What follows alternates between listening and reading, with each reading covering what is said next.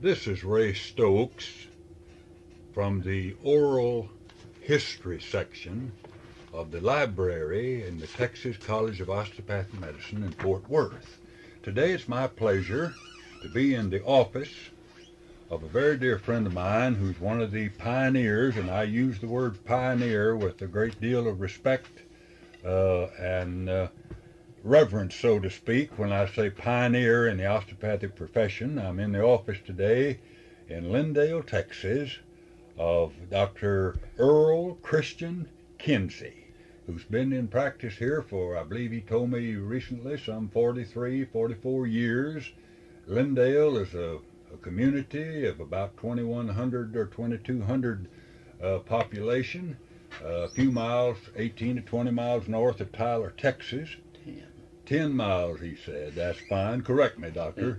Very good. So it's a pleasure. Dr. Kinzie is in general family practice here in Lindale and has watched this city come and go and grow from nothing almost up to a real modern city, of which I'm sure the citizens are proud of. And I've been told that they're very, very proud of their family doctor. Dr. Kinzie, could you give me just a little bit of an idea, in your own term, about how you come to choose Lindale, Texas, as your choice to dedicate a life dedicated to the healing arts here in Lindale? I was in Kansas and wanted to come to Texas. Where in Kansas, Dr. Kinzie? Nest City, Kansas. Uh-huh. Practiced there in the Dust Bowl for about 4.5 years, and I talked to Milton Gaffney, who was practicing in Tyler, Dr. Milton Gaffney, and he said a doctor had just died in Lindale, and they probably couldn't stand a new doctor. Well, I was hard up. I had a wife and 2 children that I had to feed, so I came to Lindale, and this has been the land of milk and honey. They have been real good to me for all these years. Really grateful.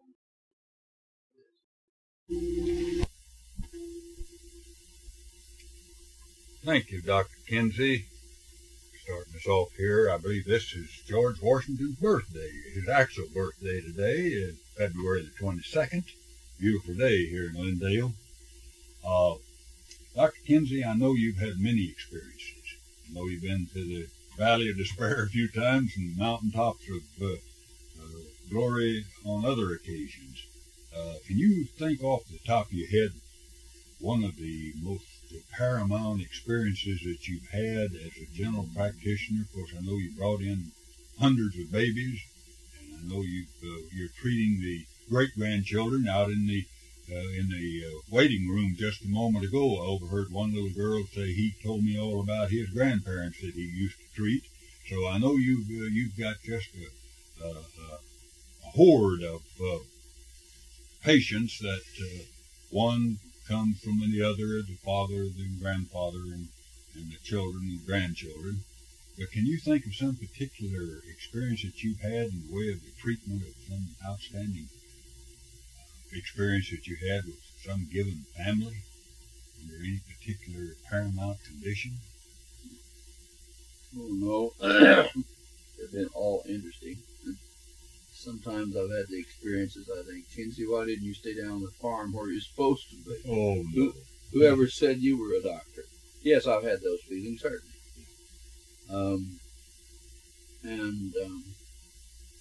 But by and large, the positive have overcome these negative things. Certainly, in my younger days, when I was doing OBs, it was always a good satisfaction to deliver a normal child. Mm-hmm. And then to wonder actually what they would develop into. And as a result of my obstetrics, I have had my share of young kids that have done really well. life efforts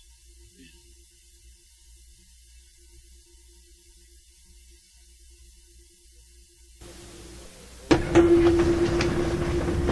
Dr. Earl, I'm going to call you Dr. Earl. It's You're a fine. couple of days older than I am, and I respect you by putting a doctor in front of your given name. I appreciate that. And speaking of Earl, while I'm thinking about it here off the top of my head, I remember something that I heard here a few years ago, and I mention it every opportunity I get. We have here in the great state of Texas a number of prolific football players. We have one in particular who made quite a name for himself, became the Heisman winner of the annual football award that's coveted among the football players each year. And I believe one of them is discovered America by the way of Dr. Kinzie.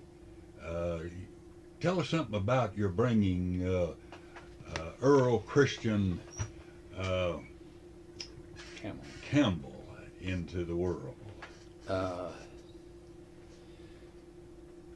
Earl was delivered by me, and I don't remember the dates, but I happen to remember that date because I went back and checked it. 1955, March the 29th. Mm-hmm. Actually, he was delivered at the home of his parents. And he was just a normal husky youngster of about, I believe, about the average weight, like 7.5 pounds, something like that. Mm-hmm. And the family was wondering, well, what are we going to call the baby? And I said, why don't you give him my name, Earl Christian Kinzie? Mm-hmm. Well, that sounds real good. And that's the name that went on the birth certificate. Uh-huh. And incidentally, after that, I've delivered 6 of his brothers and sisters. How many in the family altogether? 11. 11. I delivered 2 before Earl. Uh-huh. And then I delivered the twins, and she asked me to name the twins. I gave them good Bible names, Timothy and Stephen. Yes. And they both played football for Texas University. And in fact, in the Bluebonnet game, Earl was given the offensive award of the game, and Tim was given the defensive award of that game. Then the next girl was Martha. The next girl was Margaret, who was named after my first wife. I see. And then Ronnie came later. They're good people. I have delivered a niece for Earl. In fact, when Earl's sister-in-law was in the hospital in labor with that baby, Earl's brother Willie told me, well, Earl will make the Heisman Trophy Award this year. And sure enough, he did. He did. Yeah. Wasn't bragging at all about Right. it. He said, this is the way it's going to be. I see. Incidentally, speaking of the awards, am I in error in thinking you attended that? No, I did not attend. Well, you did not attend. I did not I was attend. under the impression you did. At the big banquet that they had for him in Tyler, they did have me to... Oh, well, maybe that's what I'm thinking about, Doctor. Explain a little about that, will you? Yes, there were some 1,200 there to the banquet honoring Earl just after he had received his Heisman Trophy Award. And the coach, Coach Royal, and Coach Akers was there, Mm-hmm. and Dr. LeMaster, yes, and Dr. LeMasters, I believe was his name, the president of the university was there. Yes, I think so. And I was honored by being asked to give him the keys to the new car that the community of Tyler gave him. I see. Well, that's quite an honor. And of course, when they married, when Earl married, he was married in the big city auditorium, and only those who had received invitations got in. I see. And of course, we were fortunate enough to get an invitation, and we were guided up on the front seat and sat with the family Well, that at was his fine. wedding. Well, I've gotten lots of miles out of that situation. I bet you have. Well, you know, a few years ago when I had the pleasure to visit you here in your office, you gave me a couple of pictures that I still carry around with me, and on occasions I have the opportunity to show a picture of the old home where Earl lived, and then the new home that he bought his mother, or built for his mother a few years later. Right. Yeah, I get a great pleasure out of showing those two pictures. Have you had anyone else that you brought into the world of a comparable situation as far as? Oh yes. Ron Wells, Reverend Ron Wells, who was minister of one of the biggest Baptist churches in St. Louis. Right. His family still lives here in Lindale, and he is back in this territory now, and is at the Green Acres Baptist Church and on their staff. Where is Green Acres? Here in Tyler. Here in Tyler. Here in Tyler. Another outstanding boy was Ray Perryman. I remember him, or know the name. Ray Perryman was the youngest man to ever get his PhD from Rice University. He is now a full professor at Baylor University. He occupies the endowed chair, the Brown endowed chair of the Brown of the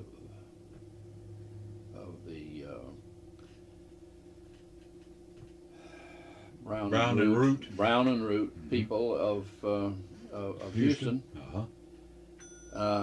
He's an outstanding economist, and he's a lecturer all over America. And he was written up on the Baylor line as the Boy Wonder. Boy Wonder. Yes. And of course there are others. Approximately how many babies have you brought into the world? It's a guess. 2,000. 2,000. Goodness. It's a guess. Yeah, However, I never kept track. I understand. Well, 2,000. That's quite a number. That's a lot of pain, isn't it? It certainly is. Yeah. My goodness. Well, down through the years, Dr. Kinzie, of course, you've been very active in the support of the profession through the organizational structures of the association, the TOMA, Texas Osteopathic Medical Association, and had a different name of physicians and surgeons even prior to that, I believe, in Texas. You've been very active in that. I believe are you a life member of TOMA? No. You're not a life member. I'm a life member of the AOA, but life member of the AOA. Well, I wasn't quite certain. TOMA. But you have been very active and very supportive of the profession.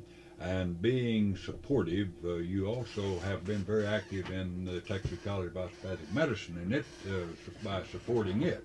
Yeah, excuse me, let me.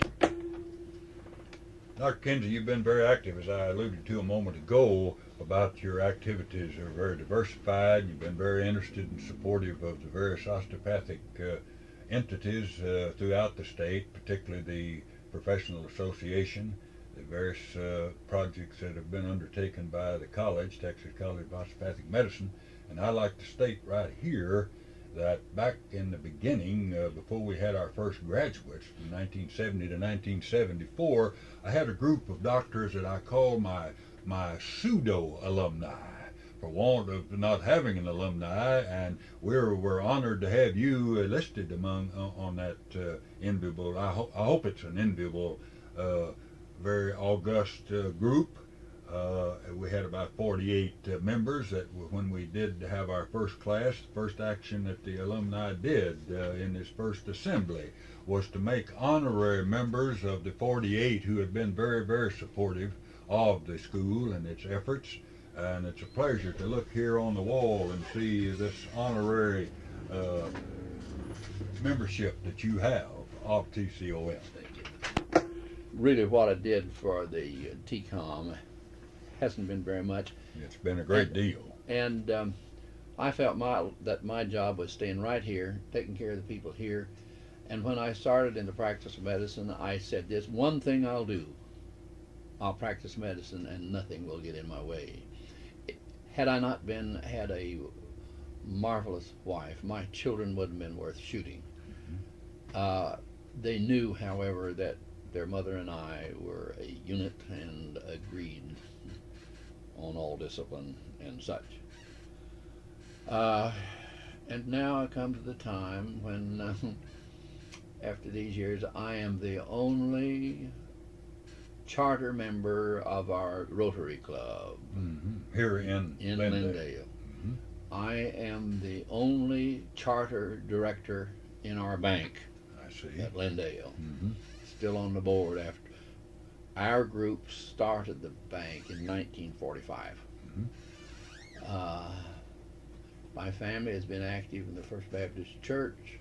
I have sung in the choir in the First Baptist Church for all these years, and I still am active. I'm a trustee of our church, and I laughingly say I'm the leader of the rough element. The rough element of our church. We support our church with our means. Right. This is a bit personal to say this. We do have the Kinzie Scholarship Foundation, in which we give funds for nursing scholarships, medical students. Would you expand a little on that, Dr. Kinzie? Well, with the Tyler Junior College, we give a Margaret Kinzie Memorial Nursing Scholarship, $750 a year. We give to the LVN school $2,000 a year. I have established the Maverne Divine Kinzie Scholarship at TCOM in honor of my wife. Right. $1,500 scholarship. We have the Kinzie Scholarship at McPherson College, Kansas, where I was graduated. And these will go on forever. Good. When I'm through, our son, Bill Kinzie, MD, who practices in Ennis, Texas, will continue that. And when he's through, the Republic Bank will continue. This is a small foundation, only has $130,000 in the fund, and so we use only incomes. I understand. From the foundation. I have a certain feeling that this is literally throwing your bread upon the waters. It certainly is. It certainly is. And I'm a big believer in chain reactions. That is, somebody does something nice for us, and we pass it on to somebody else. I'll never forget when I was taking care of an old lady, Mrs. Rather, over near the state park.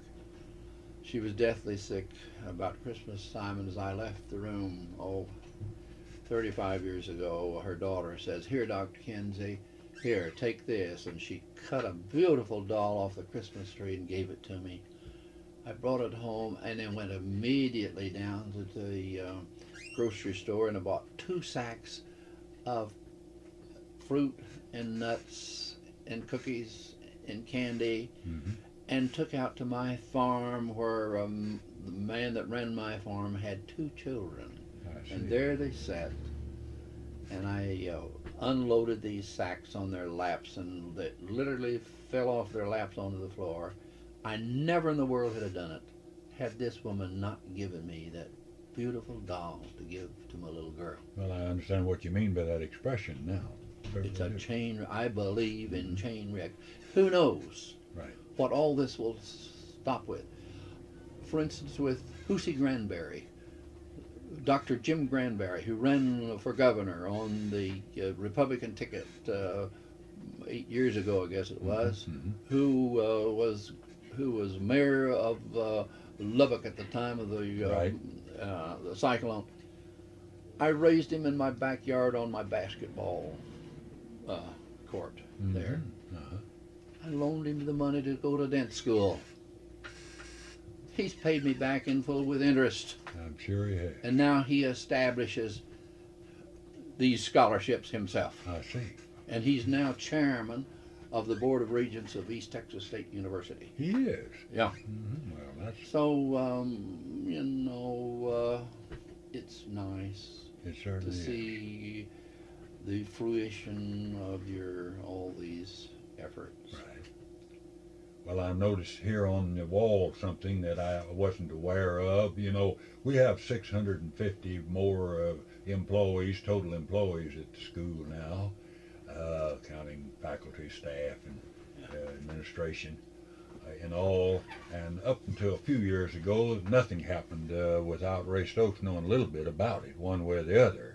But now so many things occur that I'm not, I have no need to be informed in, don't misunderstand me, but I'm just noticing something here on your wall that I wasn't aware of, and it says here, let me repeat, this is to certify that Earl C. Kinzie, D.O., has been appointed to the faculty of the Department of General and Family Practice with the rank of Clinical Associate Professor. Texas College of Osteopathic Medicine, signed by the President, Ralph L. Willard, and the Dean, David M. Richards, and the Department Head, Dr. Bunnell. So I didn't know that, and I'm delighted to welcome you on the faculty of TCOM. A little belated, of course. It's interesting. I was asked to speak on the practice of medicine from a rural setting, or in a rural setting, Mm-hmm. to the junior class, sometime back. Let's see, this is spring, it was last fall. Uh-huh. And it was with some fear and trembling that I spoke to the junior class, knowing that all those had their college degrees, some master's degrees, some PhDs, some even ex-college professors, and they had just been through their science courses, and I felt that they would be real cynical of, yes, let's see you prove all this now that you say.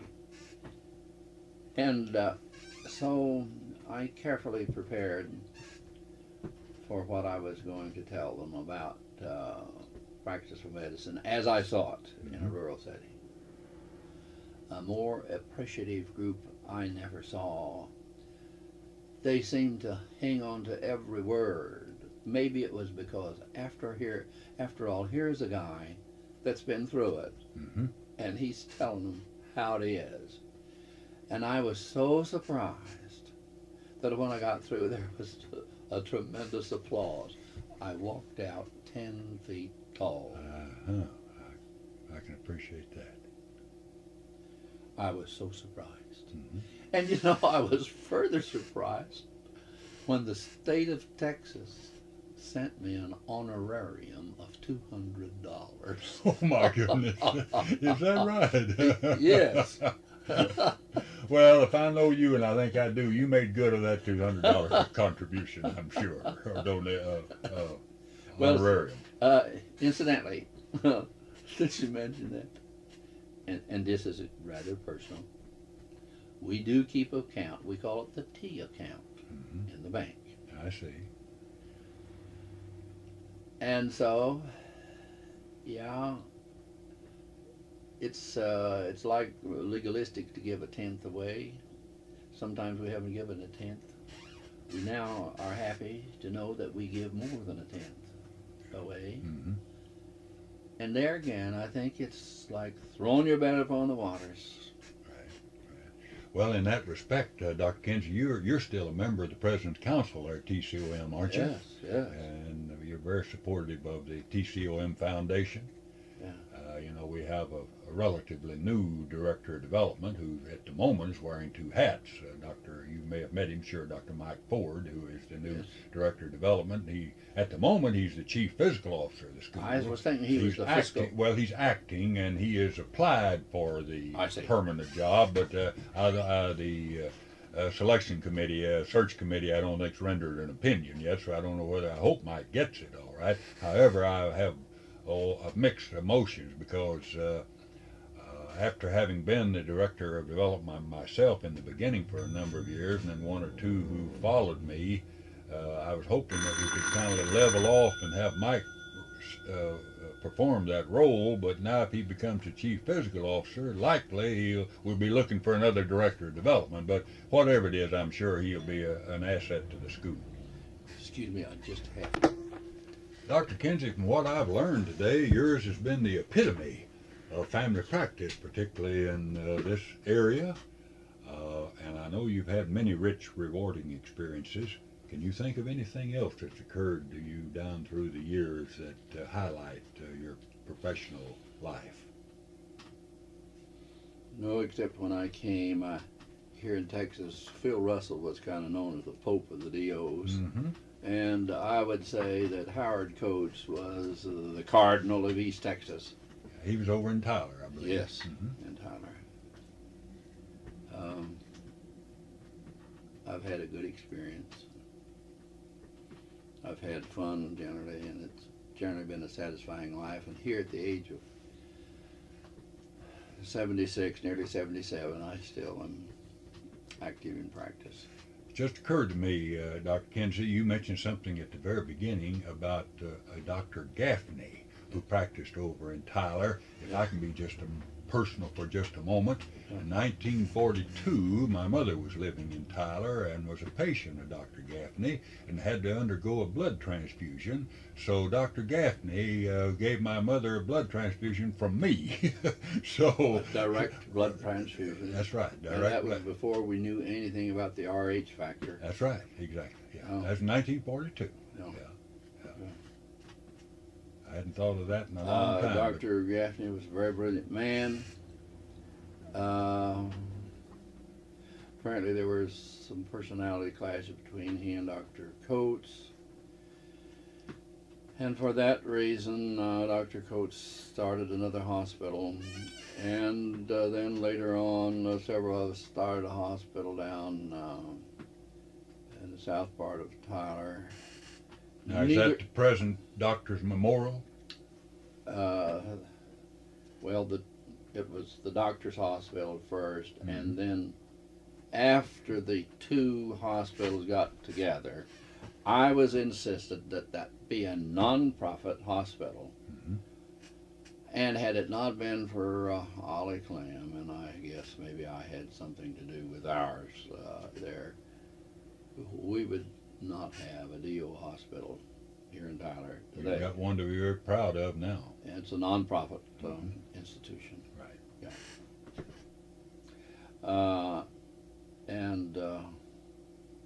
Oh yes, too. I took a half a dozen or 5 of my friends and established the nursing home here in town. Started a corporation that started a nursing home. After a number of years, we sold the nursing home after it became a 93-bed nursing home. Mm-hmm. Still doing a fine job here in the community. Good.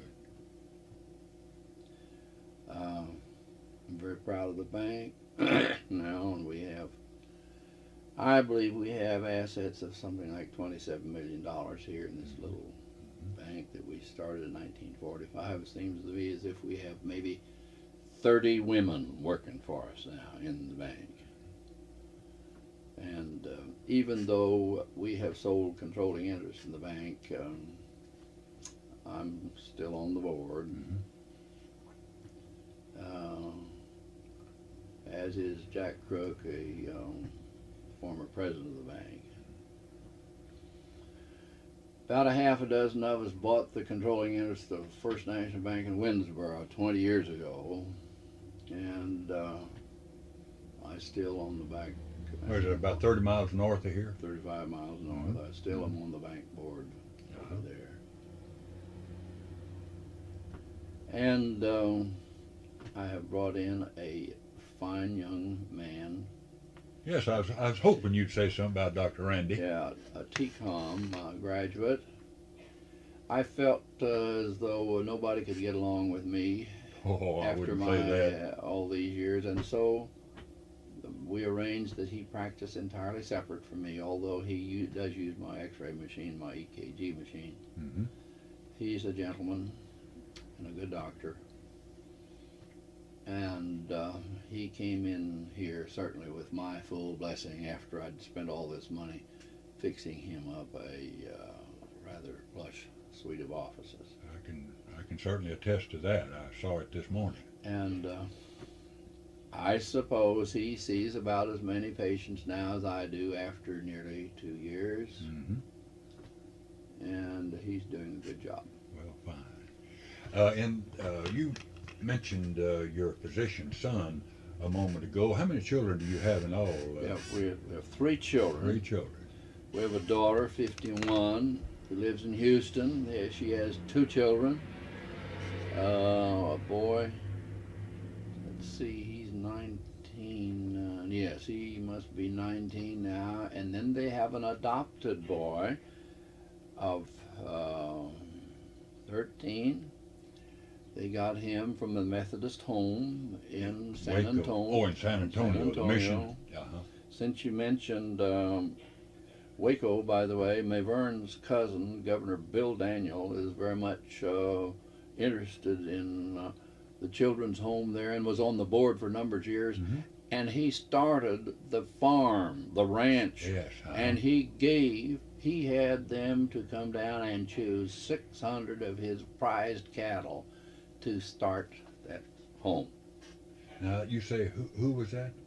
Mayverne's first cousin, Governor Bill Daniel. Oh, certainly. Who, by the way, his older brother is Price Daniel. Yeah, right. And Price was governor at the same time, governor of Texas, same time Bill was governor of Guam. Right. See? Right. Mayverne's, of course, my second wife came from a family of Baptists. Her grandfather was a Baptist preacher up and down East Texas. She's, of course, a graduate of Baylor University and has her master's degree from Baylor. And by the way, Bill, a year and a half ago, gave Baylor University $5.5 million. My goodness. Even though he is actually a member of the Methodist Church. Well, I was thinking that he was. Yeah. Or is. Yeah. But still, he loves Baylor University. Yeah, that's fine. And the fact that he Ecumenical. the fact that he is not a Baptist is the reason I think that he's not on the Board of Control. Price was on the Board of Control for a while. He is a Baptist. Right. Price is a Baptist. See? But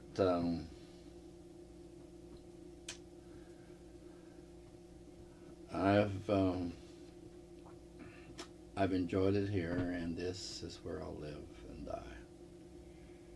Dr. Kinzie, it's been a blessing and a joy and a privilege to pick your brain, if I can use that expression, and have you reflect and list some of the memoirs of your life, which we're grateful to have the pleasure to record, and we hope to have for the sake of posterity, for the future.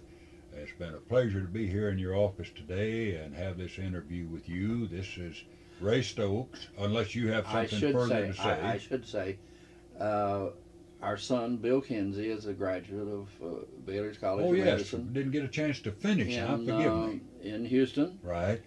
Our baby girl lives in Dallas. She's a graduate of, she was, after high school, was an exchange student to Germany for a year, and then she went to Trinity University in San Antonio and graduated with honors, and she since has her master's degree from Middlebury in Vermont. And she is where in Vermont? Middlebury College in Vermont. Right.